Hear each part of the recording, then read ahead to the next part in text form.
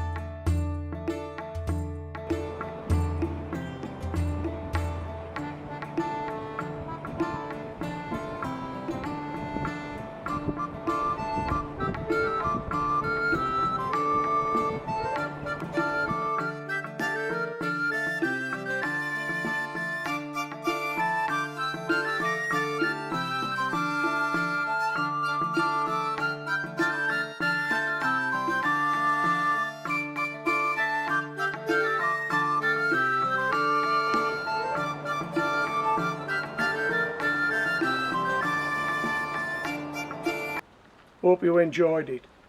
If you did, thumbs up would be really nice. This is Homegrown Veg, signing out.